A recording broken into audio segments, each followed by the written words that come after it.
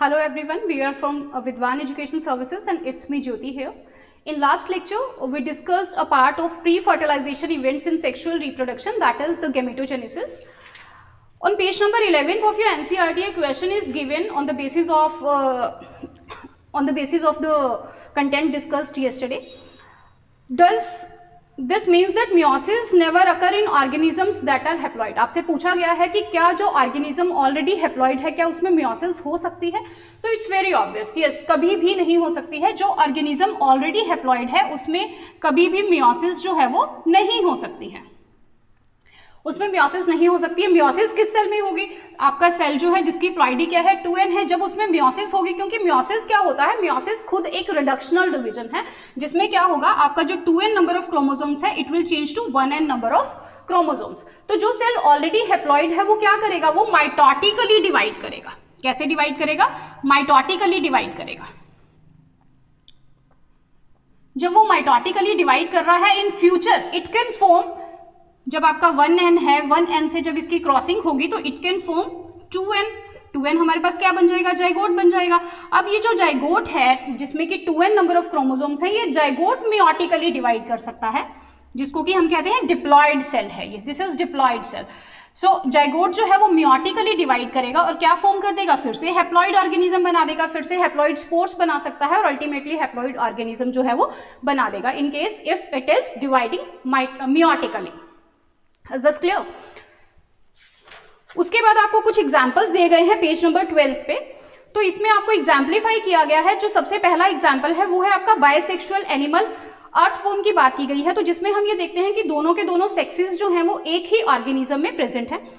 Then is your unisexual animal cockroach. Cockroach जो आपको दिखाया गया है वो आपका मेल पार्ट जो है ऊपर दिखाया गया है जिसमें कि आपको टेस्टिस शोन है. दूसरा जो है आपको फीमेल ऑर्गेनिज्म दिखाया गया है जिसमें कि उसका ओवेरियन सेक्शन जो है वो दिखाया गया है. Then is C part is your monoecious.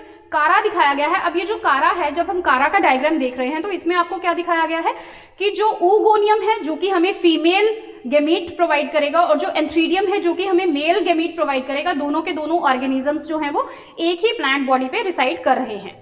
Then is your Marchantia जिसमें कि हमें जो मेल गेमिटोफाइट है वो अलग प्लांट बॉडी पे है और जो फीमेल गेमिटोफाइट है वो अलग प्लांट बॉडी पे है. Then is your sweet potato जिसमें कि आपको एक बायसेक्सुअल फ्लावर दिखाया गया है और उसमें क्या दिखाया गया है कि यस, स्टेमन प्लस कार्पल दोनों के दोनों जो प्रेजेंट है वो किस में प्रेजेंट है, एक ही फ्लावर में. दोनों जो सेक्स ऑर्गन्स हैं आपके दोनों एक ही फ्लावर में प्रेजेंट है. Then it is given on page number 13 of your NCERT कि what is the relation between myocytes and gametes. Yesterday we did in last lecture, जो आपके मायोसाइट्स हैं, मायोसाइट्स क्या हैं, these are the cells which will undergo meiosis. अब ये undergo meiosis होंगे तो यहाँ क्या होगा, रिडक्शनल डिवीजन हो जाएगी. If a myocyte is 2n, it is having 2n number of chromosome. अगर ये if it will undergo meiosis then definitely it will form 1n number of chromosomes in that gamete. तो यहां से हमें क्या पता चला कि जो मायोसाइट्स है, मायोसाइट्स में जो क्रोमोसोमल नंबर है वो गैमीट के क्रोमोसोमल नंबर से डबल होगा. तो हम लिख सकते हैं कि जो आपके गैमीट के क्रोमोसोम्स होते हैं, गैमीट का जो क्रोमोसोमल नंबर है that is half of the myocyte chromosomes.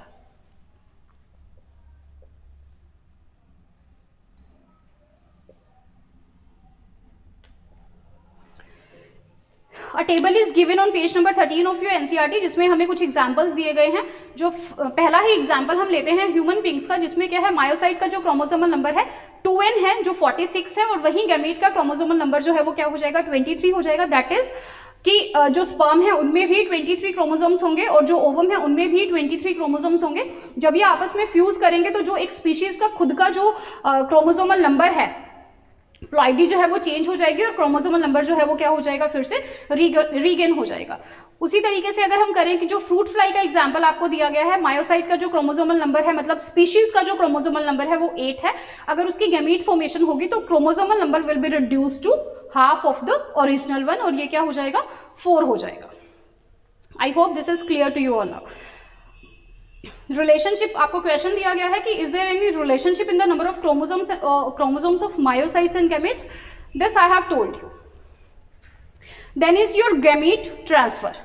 Gamete transfer क्या होता है? गैमीट ट्रांसफर एक ऐसा प्रोसेस है जिसमें जो कंपैटिबल गैमीट्स फॉर्म हो चुके हैं, अब हमें फिजिकली उनको क्या करना है, उनको पास लाना है, जिसकी वजह से क्या हो सके, उनमें फ्यूजन हो सके. तो that process is called as gamete transfer. आपको एक क्वेश्चन दिया गया है पेज नंबर 13 पे, have you ever wondered how gamete meet? Gamete जो है वो किस तरीके से मीट करते हैं? तो सबसे पहले हमें एक बात समझनी होगी, जो गैमीट्स हैं, कुछ ऑर्गेनिजम्स ऐसे हैं जिनमें जो गैमीट्स हैं वो कैसे होते हैं, दोनों के दोनों गैमीट्स जो हैं वो मोटाइल होते हैं. कुछ ऑर्गेनिजम्स ऐसे हैं जिसमें एक गैमीट जो है वो मोटाइल होगा, एक गैमीट जो है वो नॉन मोटाइल होगा. तीसरी कैटेगरी अगर हम लेते हैं तो जिसमें दोनों ही गैमीट्स जो हैं वो क्या होंगे, नॉन मोटाइल गैमीट्स होंगे. तो इनमें अब फ्यूजन किस तरीके से हो सकता है? सो इन केस जब हम बात करते हैं एल्गी की, फंजाई की, तो उसमें क्या होता है, गैमीट्स जो है उनके क्या होते हैं, मोटाइल होते हैं, मूवेबल होते हैं, they can move from one place to another. और इस तरीके से क्या होगा कि वो जो मेल गैमीट है that can travel to the female gamete. In case हम लेते हैं, जब हम सीड प्लांट्स की बात करते हैं, सीड प्लांट्स में क्या होता है, what happen in seed plants? Seed plants की जब हम बात कर रहे हैं तो उसमें क्या है कि आपके जो दोनों के दोनों गैमीट्स हैं वो क्या है, नॉन मोटाइल हैं, मूव नहीं कर सकते हैं. अब क्या होगा, इन प्लांट्स में पॉलिनेटर्स की हेल्प से क्या होता है, पॉलिनेशन होता है. What is pollination? Pollination is the transfer of pollen grains from one flower to the stigma of another flower. ये प्रोसेस क्या है, पॉलिनेशन है. अल्टीमेटली क्या बात हो रही है यहाँ पे कि किस तरीके से आपके मेल गैमीट्स जो हैं वो एक फ्लावर से दूसरे फ्लावर के स्टिग्मा तक, अल्टीमेटली द फीमेल गैमीट तक पहुंचेंगे. तो जो सीड प्लांट्स हैं उनमें क्या होता है, उनमें पॉलिनेशन का प्रोसेस होता है, जिसकी हेल्प से क्या होता है कि जो आपके गैमीट्स हैं वो एक दूसरे के साथ क्या हो सकते हैं, फ्यूज कर सकते हैं. तो अल्टीमेटली क्या होगा, जनरेशन जो है वो आगे कंटिन्यू हो जाएगी. अब यहाँ क्या है कि जो पॉलिनेटर्स की हेल्प से एक जो पॉलन ग्रेन है, पॉलन ग्रेन कहाँ गया, stigma of the another flower. जब यहाँ पे पॉलन ग्रेन यहाँ पर आकर लैंड हुआ, कंपेटेबिलिटी फैक्टर जो है वो पॉजिटिव आया, उसके बाद क्या होगा, ये जो पॉलन ग्रेन है इसमें से पॉलन ट्यूब का जर्मिनेशन होने लग जाएगा, पॉलन ट्यूब का जर्मिनेशन होने लग जाएगा. जब ये पॉलन ट्यूब जर्मिनेट होने लग गई तो क्या करेगी, ये पॉलन ट्यूब जो है क्या करेगी, जब जर्मिनेट हुई तो ये एक पैसेज प्रोवाइड करेगी. किसे प्रोवाइड करेगी ये पैसेज? एक पैसेज प्रोवाइड करेगी मेल गैमेट्स को, ताकि जो मेल गैमेट्स हैं वो कहाँ तक पहुंच सके, मेल गैमीट्स जो हैं वो आपके एग तक पहुंच सके और उनमें क्या हो सके, फ्यूजन हो सके. ये हमने तीनों केसेस देखे जिसमें कि आपके गैमीट्स जो हैं वो किस तरीके से एक दूसरे के पास आते हैं. Then it is given, now it is fertilization. अब गैमीट्स जो है हमने यहाँ किया कि कौन कौन से क्राइटेरिया हैं जिससे आपके गैमीट्स जो है एक दूसरे के क्लोज आते हैं. जब ये फ्यूजन ऑफ गैमीट्स हो जाता है तो इस प्रोसेस को हम क्या बोलते हैं, that process is called as fertilization. That process is called as fertilization. अब फर्टिलाइजेशन में हमने बोला कि फ्यूजन ऑफ गैमीट्स हो रहा है. जब फ्यूजन ऑफ गैमीट्स हुआ तो प्लॉइडी भी चेंज हो गई. प्लॉइडी क्यों चेंज हुई? प्लॉइडी इसलिए चेंज हुई कि जो गैमीट्स थे उनका जो क्रोमोसोमल नंबर था दैट वाज 1n. 1n जो दूसरा गैमीट था उसमें भी क्या था, 1n. जब इनका फ्यूजन हुआ मतलब फर्टिलाइजेशन सिनगैमी जब हुई तो it has been change to 2n number of chromosomes. ये आपकी हुई fertilization. So it is here a question is given on page number 14 of your NCERT. What would happen if syngamy does not occur? अगर syngamy नहीं होती है, अगर इसमें fusion नहीं होता है तो इट्स वेरी ऑब्वियस कि आपका 2n नंबर ऑफ जाइगोट जो है वो नहीं फॉर्म होगा. क्लियर? अब दूसरी बात हम ये करते हैं कि इन केस सिनगैमी नहीं होती है तो आपको एक प्रोसेस दिया हुआ है parthenogenesis. What is parthenogenesis?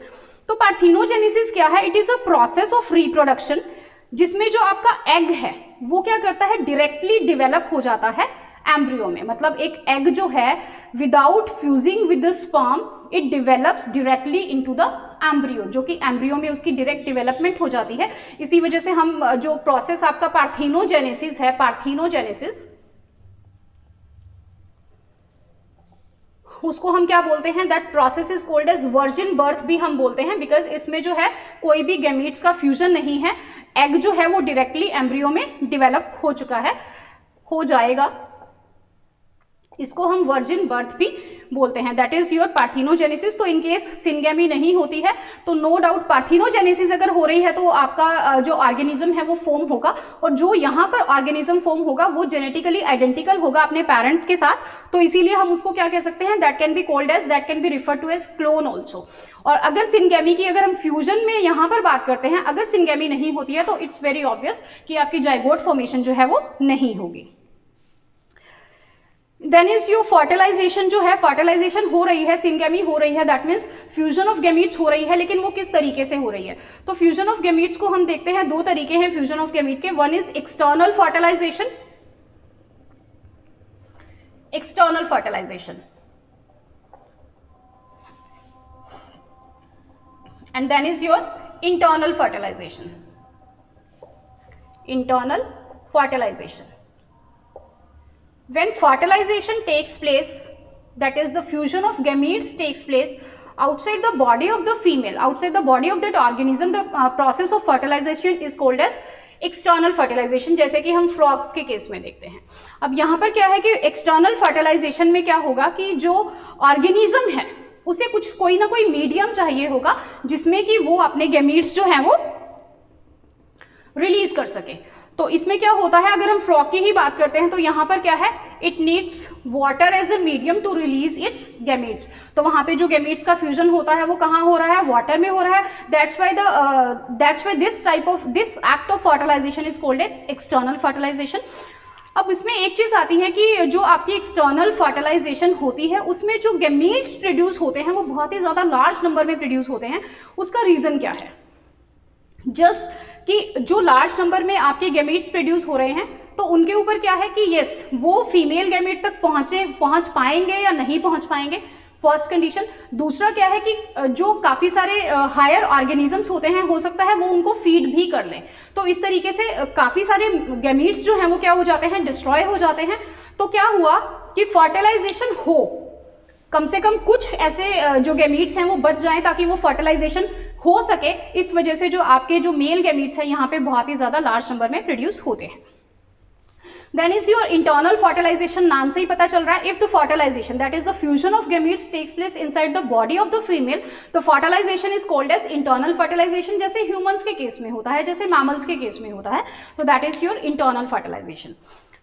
Then is the post fertilization events. Post fertilization का मतलब क्या है कि यहाँ पे फर्टिलाइजेशन हो गई है, पोस्ट का मतलब क्या है, बाद में क्या इवेंट्स होंगे। अब फर्टिलाइजेशन में फ्यूजन ऑफ गैमीट्स हुआ, जब फ्यूजन ऑफ गैमीट्स हुआ है तो उससे क्या फॉर्म हुआ,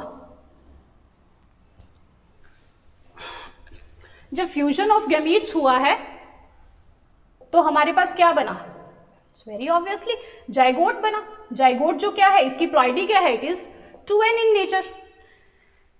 अब ये जो जाइगोट बना है, सबसे पहला तो इवेंट हमारे पास यही आ जाएगा। पोस्ट फर्टिलाइजेशन इवेंट्स में सबसे पहले क्या होती है, आपकी जाइगोट फॉर्मेशन होती है। जाइगोट क्या है, zygote is a link, it is a vital link, important significant link between the generations. अब क्या करता है जाइगोट जो है वो क्या कराता है, आपकी कंटिन्यूटी ऑफ स्पीशीज कराता है। It is the first diploid cell of a species, तो ये क्या कराता है, कंटिन्यूटी ऑफ स्पीशीज कराता है, ताकि स्पीशीज जो है वो जनरेशन आफ्टर जनरेशन जो है वो चलती रहे। कंटिन्यूटी ऑफ स्पीशीज करा रहा है आपका जाइगोट। जाइगोट जो है it is always diploid, diploid है और हमेशा ही ये क्या होता है, इट इज सिंगल सेल्ड। क्या है, दिस इज सिंगल सेल है and it is always diploid in nature. तो यहां पे क्या हुआ, आपका जाइगोट फॉर्म हुआ। Now a question is given, the development takes place in zygote in organism with diplontic haplodiploidic life cycles. Now, what do you mean by these life cycles? Let us discuss these in detail.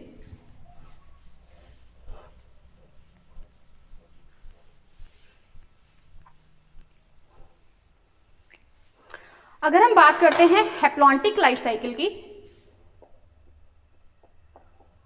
Haplontic, अब ये जो haplontic life cycle है, इसके नाम से हमें पता चल रहा है कि इसके नाम से हमें पता चल रहा है कि कुछ हैप्लॉइड यहाँ पे फॉर्म होगा, haploid. If we are having zygote, हमारे पास क्या है, जाइगोट है। जाइगोट में क्या होगा, मियोसिस होगा, बिकॉज जाइगोट जो है हमारे पास क्या है, 2n है। इसमें क्या होगा, मियोसिस होगा, और ये मियोसिस से जो हम क्या करेंगे, मियोसिस से यहाँ पे क्या बनेंगे, मियोसिस से यहाँ पे स्पोर्स बनेंगे। स्पोर्स क्या है आपके 1n इन नेचर है। तो यहाँ पर क्या बना आपका, स्पोर्स बने। ये जो स्पोर्स बने हैं ये क्या है, these are 1n in nature. क्या बने, 1n इन नेचर है। ये स्पोर्स डायरेक्टली जर्मिनेट कर रहे हैं और इन्होंने क्या बना दिया, आपका गेमिटोफाइट बना दिया।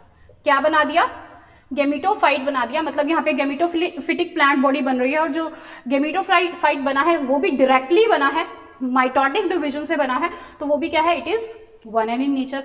अब ये जो गेमिटोफाइट है ये अल्टीमेटली क्या प्रोड्यूस करेगा, ये गैमीट्स प्रोड्यूस करेगा। Still these gametes are 1n, these are having 1n number of chromosomes. Gametes जो है जब एक दूसरे से फ्यूज करेंगे, गैमीट्स फ्यूज करेंगे, क्या प्रोसेस का नाम है, सिनगैमी। जब ये गैमीट्स फ्यूज करे तो इन्होंने फिर से क्या बना दिया, एक मेल गैमीट है एक फीमेल गैमीट है, दोनों ने फ्यूजन किया और फ्यूजन से फिर से क्या बना दिया, जाइगोट बना दिया, जो कि 2n इन नंबर, जो कि which is having 2n number of chromosomes. तो इस तरीके से जो साइकिल चल रही है, this is your haplontic life cycle. इसमें जो ज्यादा फेज रहेगा वो क्या रहेगा, gametophytic plant body, that is 1n in nature. Now your diplontic life cycle.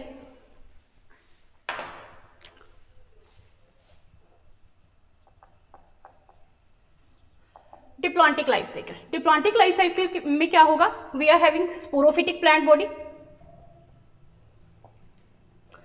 Sporophyte है हमारे पास which is 2n in number. जब ये स्पोरोफाइट है तो इट्स वेरी ऑब्वियस, इसमें क्या होगी, मियोसिस होगी, रिडक्शनल डिवीजन होगी। रिडक्शनल डिवीजन जैसे ही हुई तो इसने क्या फॉर्म किया, इसने गैमीटोजेनेसिस करी। गैमीटोजेनेसिस का मतलब क्या है, इसने गैमीट फॉर्मेशन करी। जब इसने यहाँ पे क्या किया, रिडक्शनल डिवीजन करी, तो यहाँ पे क्या हुआ, गैमीटोजेनेसिस।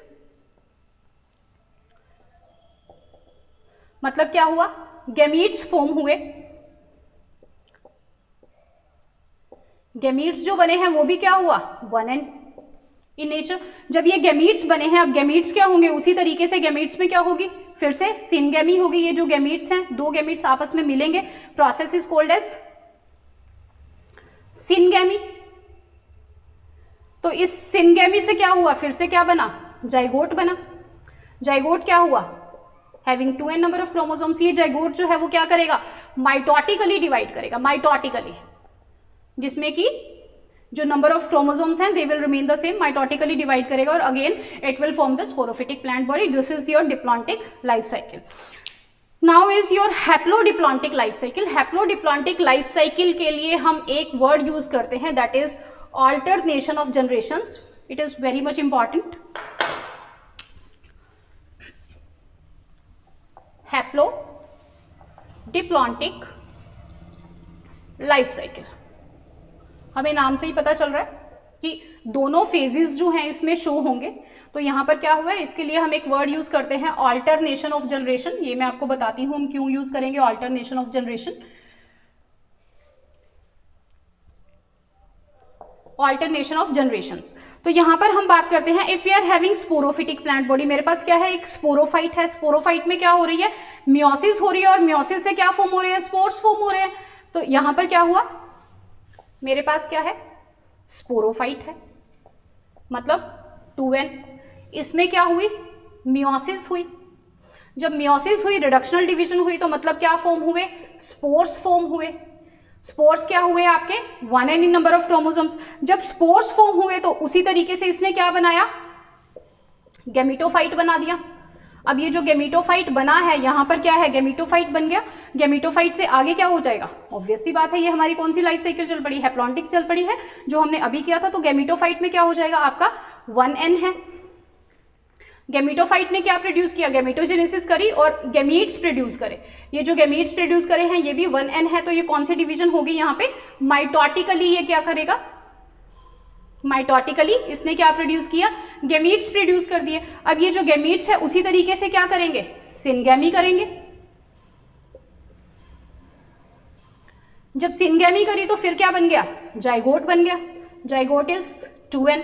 ये जो जाइगोट है, जाइगोट ने फिर से क्या बना दिया, माइटोटिकली डिवाइड करा और उसने स्पोरोफाइट बना दिया। तो इस तरीके से ये जो साइकिल है वो चलती जाएगी। यहाँ पर क्या है, डिप्लॉन्टिक फेज, उसके बाद हैप्लॉन्टिक फेज। तो यह इस लाइफ साइकिल को हम क्या बोलते हैं, हैप्लोडिप्लॉन्टिक लाइफ साइकिल। और इसमें ऑल्टरनेशन ऑफ जनरेशंस हो रहा है। क्यों हो रहा है, क्योंकि एक बार स्पोरोफिटिक प्लांट बॉडी है और एक बार आपका गैमेटोफाइट बनेगा, फिर गैमेटोफाइट के बाद फिर स्पोरोफाइट, फिर गैमेटोफाइट। तो इसलिए हम इसको बोलते हैं alternation of generations. After this we are having embryogenesis. अब यहाँ पर क्या है, embryogenesis. What do you mean by embryogenesis, जो आपका जाइगोट है माइटोटिकली डिवाइड करेगा और जैसे जैसे वो डिवाइड करता जाएगा तो वो क्या फॉर्म कर देगा, एम्ब्रियो फॉर्म कर देगा। There will be development of embryo from the diploid cell zygote. इस प्रोसेस को हम क्या बोलते हैं, embryogenesis, development of embryo from diploid cell, that is 2n, zygote by mitotic divisions, by mitotic divisions। इस process को हम क्या बोलते हैं, that process is called as embryogenesis। that process is called as embryogenesis। अब यहां पर अगर हम बात करते हैं, जो आपका एम्ब्रियोजेनेसिस है उससे क्या हुआ, माइटोटिकली जाइगोट ने डिवाइड कर दिया और आपका एम्ब्रियो फॉर्म हो गया। इसी प्रोसेस को हम क्या बोल रहे हैं, that process is called as embryogenesis. अब ये जो एम्ब्रियोजेनेसिस हो रहा है इसमें दो प्रोसेसेस हो रहे हैं। क्या प्रोसेस हो रहे हैं, one is the cell division, cells जो है माइटोटिकली डिवाइड कर रहे हैं, I have already told you. उसके बाद एक प्रोसेस आता है सेल डिफरेंशिएशन का, cell differentiation. What do you mean by cell differentiation, इसका मतलब है कि जब सेल डिवाइड होते जाएंगे when a large number of cells will form, तो यहां पर क्या होगा, जो सेल्स फॉर्म हुए हैं उनको डिफरेंट टास्क असाइन हो जाएगा। Cells will be assigned different task according to their functions and structures, so that they can form particular tissues or organs and ultimately the organism। जब यहां पर ऑर्गेनिज्म फॉर्म हो गया तो इसका मतलब क्या है, जो हमारी जनरेशन यहां से स्टार्ट हुई थी और इससे भी पहले जो हमारी जनरेशन गैमीट फॉर्मेशन से स्टार्ट हुई थी, वो जनरेशन कहां आ गई है, नेक्स्ट जनरेशन तक लीड कर चुकी है। तो इसी को ही हम क्या बोलते हैं, इसी को ही हम बोलते हैं रिप्रोडक्शन। और इसीलिए हम क्या कहते हैं, what is the significance of reproduction, that is the continuity of species, जो कि यहां पर प्रूफ हो चुका, continuity of species. Then is given what are oviparous and viviparous individuals organisms. जो ओविपेरस है वो हमें नाम से पता चल रहा है, जो ओविपेरस है वो क्या होंगे, आपके एग लेइंग इंडिविजुअल्स हैं, एग लेइंग ऑर्गेनिजम्स हैं जो कि एग ले करेंगे। जब इन्होंने एग ले किए हैं, जैसे फॉर एग्जांपल हम लेते हैं बर्ड्स हैं, लीजर्ड्स हैं, ये हमेशा क्या करते हैं, एग ले करते हैं। और जो उनका एग होता है उसके ऊपर एक हार्ड कवरिंग होती है जस्ट फॉर प्रोटेक्शन, तो उसको हम क्या बोलते हैं, एक जो है वो कैलकेरियस शेल जो है वो उसके ऊपर होता है। अब यहाँ क्या प्रोसेस होता है, आफ्टर जैसे ही आप इंक्यूबेशन स्टार्ट होगा, इंक्यूबेशन क्या है, एक पर्टिकुलर टेम्परेचर प्रोवाइड करना, एक पर्टिकुलर टेम्परेचर प्रोवाइड करना इस एग को। उसके बाद क्या हो जाएगी, हैचिंग हो जाएगी, दैट इज हैचिंग के बाद क्या है, that is the young one comes out of this shell. Then is your viviparous. Viviparous जो होता है, व्हाट इज विविपेरस, ये वो ऑर्गेनिजम्स होते हैं जो कि यंग वंस को बर्थ देते हैं, जैसे कि मैमल्स हैं, जैसे कि ह्यूमंस हैं। Then one question is given on the page number 16 of your NCERT. Can you name a plant in which the sepal remains attached? अगर हम बात करते हैं पॉलिनेशन की, पॉलिनेशन से क्या हुआ, पॉलिनेशन क्यों जरूरी है, पॉलिनेशन फ्यूजन करवाने के लिए जरूरी है मेल एंड फीमेल गैमेट का। जब फ्यूजन हो गया, फ्यूजन कहाँ हुआ है, फ्यूजन ओव्यूल के अंदर हुआ है। जब फर्टिलाइजेशन हो गया है तो फर्टिलाइजेशन के बाद क्या होगा कि सब जो चीजें हैं, आपका सेपल्स हैं, पेटल्स हैं, ये सब क्या हो जाती है, इनकी शेडिंग हो जाती है, जो स्टेमन्स हैं वो भी शेड हो जाते हैं। तो अब यहाँ पर क्या होता है, जो आपका ओव्यूल होता है, ओव्यूल क्या फॉर्म करेगा, इट विल फॉर्म सीड, जिस ओवरी के अंदर ये ओव्यूल है वो क्या फॉर्म करेगा, it will form the fruit. Clear. तो यहां पर आपसे क्वेश्चन पूछा गया है कि कुछ क्या ऐसे प्लांट्स हैं जिनमें कि सेपल्स, पेटल्स या स्टेमन्स जो हैं वो शेड नहीं होते हैं, जिसमें कि सेपल्स शेड नहीं होती हैं। तो यस, जो आपका टमाटो है, आपकी रेस्पबेरी है, स्ट्रॉबेरी है, दीज आर सम प्लांट्स जिसमें कि फर्टिलाइजेशन के बाद भी सेपल्स जो हैं वो शेड नहीं होती हैं। कभी हमने देखा भी होगा, अगर हम कोई भी टमाटर को तोड़ते हैं तो उसके ऊपर हरी हरी छोटी छोटी पत्तियां होती हैं, those are the sepals of this plant. तो ये वो क्या होती हैं, आफ्टर फर्टिलाइजेशन भी रिटेन रहती हैं। This is all about today's lecture, and tomorrow we will discuss some of the extra questions, and it's very obvious exercise questions too. Tomorrow we will discuss all the questions. Thank you.